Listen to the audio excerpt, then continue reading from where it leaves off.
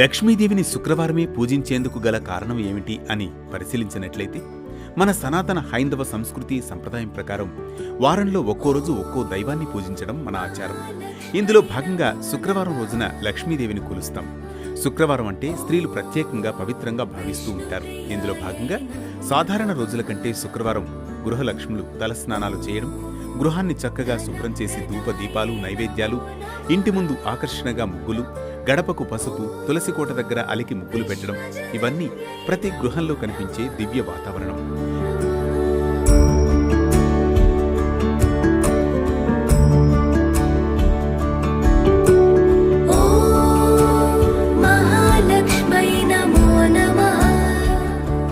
ఈ నేపథ్యంలో అసలు లక్ష్మీదేవిని శుక్రవారమే పూజించేందుకు ఓ దివ్య కారణం ఉంది.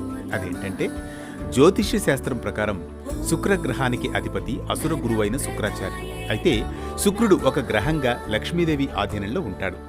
అందుకే శుక్రగ్రహం అనుకూలంగా ఉంటే ధనం, సౌభాగ్యం, కళ, సుఖాలు అన్నీ లభిస్తాయి. శుక్రగ్రహానికి అధిపతి శుక్రాచార్యుడైన లక్ష్మీదేవి అనుగ్రహంతోనే అన్నీ లభిస్తాయి.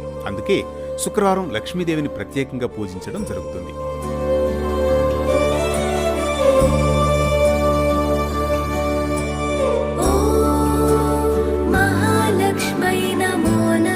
చాలా మంది మహిళలు శుక్రవారం రోజున శుక్రవార వ్రతం చేసుకుంటారు. శుక్రవార వ్రతం చేసేవారికి ధనాభివృద్ధి, సౌభాగ్యం, సంతోషం కలుగుతాయని మన పురాణాలు చెబుతున్నాయి. ముఖ్యంగా స్త్రీలకు శుక్రవార వ్రతం శుభదాయకం. ఇంకో విషయం, ఆదిశంకరాచార్యుల వారు ఒక పేద ఇంటి ముందు నిలబడి భిక్ష అడిగినప్పుడు ఆ ఇల్లాలు సమర్పించడానికి ఏమీ లేకపోయినా ఇంట్లో ఉన్న ఒకే ఒక్క ఎండిపోయిన ఉసిరికాయను ఆయనకు దానం చేస్తుంది.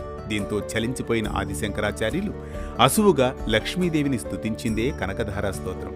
శంకరాచార్య స్వామివారు రచించిన మహాశక్తివంతమైన ఈ స్తోత్రాన్ని శ్రద్ధతో శుక్రవారం చదివితే లక్ష్మీదేవి కటాక్షం తప్పక ఉంటుందని పెద్దలు చెబుతారు.